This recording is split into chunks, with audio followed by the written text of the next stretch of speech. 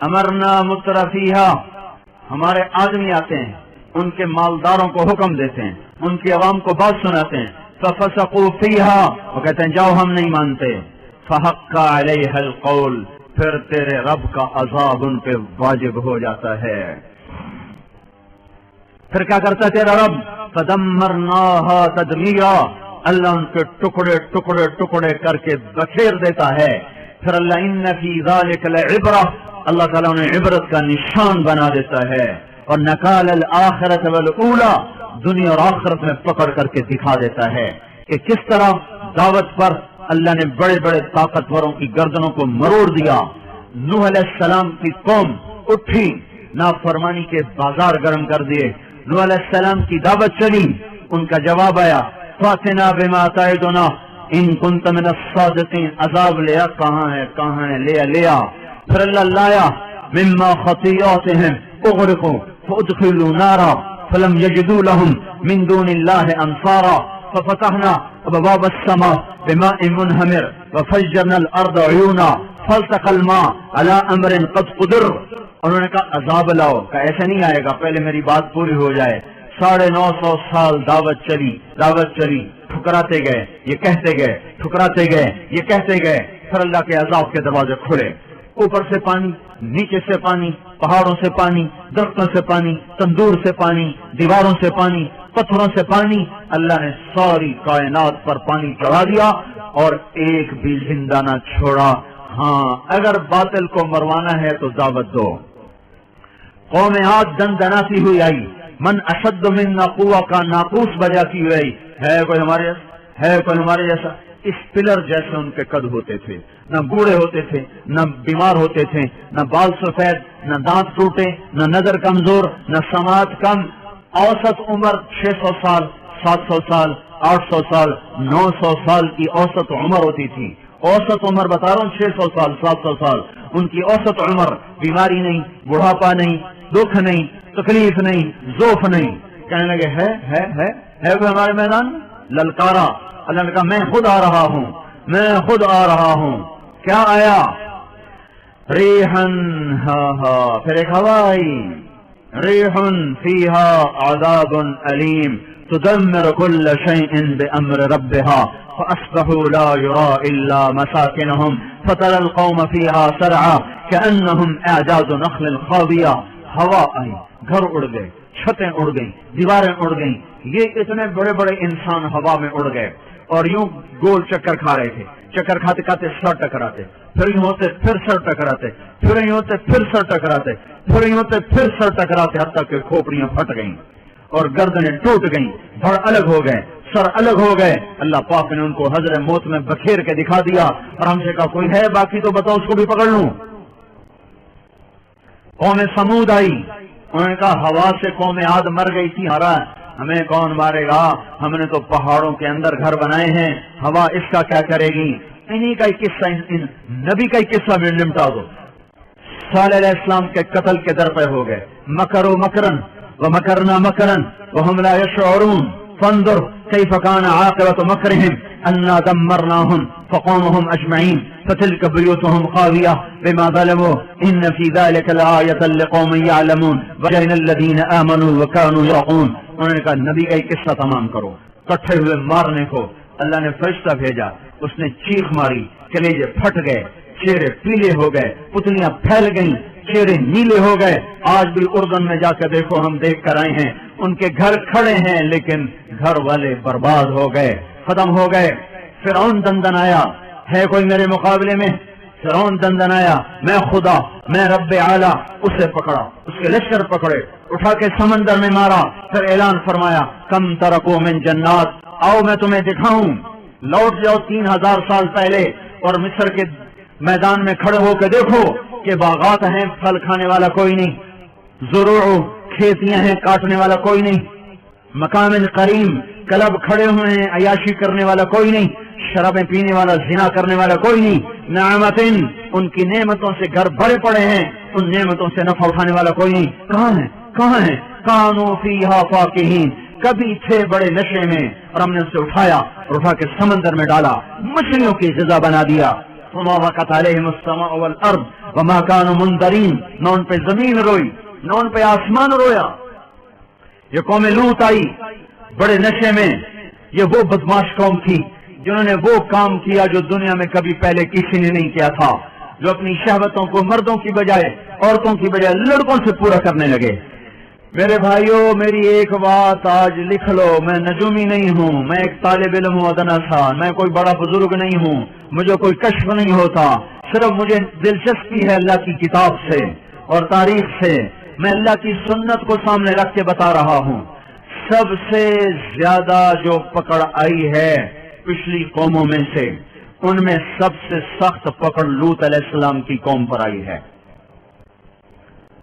اللہ کا سب سے بڑا مجرم میری نظر میں فرعون ہے کہ دنیا میں کوئی انسان ایسا نہیں گزرا جس نے یہ دعویٰ کیا ہو کہ میں ہی خدا ہوں۔ یہ دعویٰ کسی نے نہیں کیا۔ تاریخی طور پر روایت ملتی ہے نمرود بھی خدائی کا دعوے دار تھا، لیکن وہ نہیں تھا جو فرعون تھا، وہ نہیں تھا جو فرعون تھا۔ وہ کہتا انا ربکم الاعلی، میں رب اعلی۔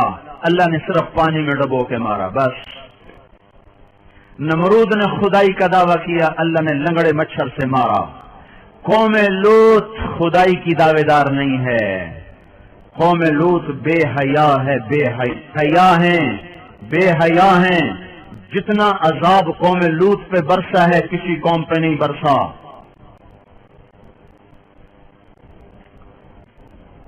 وجاءه قومه يهرعون إليه من قبل كانوا يعملون السيئات۔ خوبصورت لڑکے آ گئے، فرشتے خوبصورت لڑکے، اور لوط علیہ السلام کہنے لگے هذا يوم عصیب، آئے ہائے آج کا دن کیسے گزرے گا، یہ تو بڑی مصیبت آ گئی۔ ہاتھ جوڑ دیا، هؤلاء بناتی هن اطہر لکم، ارے ظالمہ یہ میری بیٹیاں ہیں، ان سے نکاح کر لو اور میرے مہمانوں کو کچھ نہ کہو۔ قالوا انک لتعلم ما نريد، تمہیں پتہ تو ہے ما لنا فی بناتک من حق، ہمیں عورتوں کی کوئی خواہش نہیں ہے۔ تو انہوں نے اپنے حقیقت کو سے نقاب اٹھایا۔ انا رسول ربک، ڈر نہیں، ہم انسان نہیں ہیں، لڑکے نہیں فرشتے ہیں۔ لن یصلوا الیک، تیرے پاس نہیں آ سکتے، چل صبح نکل جا۔ فأسر بأهلك بقطع من الليل ولا يلتفت منكم أحد إلا امرأتك إنه مصيبها ما أصابهم، نکل جاؤ صبح سویرے۔ لوط علیہ السلام اتنے تنگ پڑے تھے، کہنے لگے صبح کا انتظار کیوں کرواتے ہو، ابھی مارو ان بدماشوں کو۔ تو فرشتوں نے کہا أليس الصبح بقريب، نہیں صبح بھی آ رہی ہے، آپ زیادہ غم نہ کریں۔ اللہ تعالیٰ کا عذاب آتا ہے، وجعلنا عالیہا سافلہا، ایک عذاب اوپر سے نیچے، نیچے کا اوپر۔ وامطرنا علیہا حجارۃ من سجیل، دوسرا عذاب پتھروں کی بارش، منضود نوکیلے، مسومۃ نام لکھا ہوا، فلاں کے سر کا، فلاں کے سر کا، فلاں کے سر کا، فلاں کے سر کا۔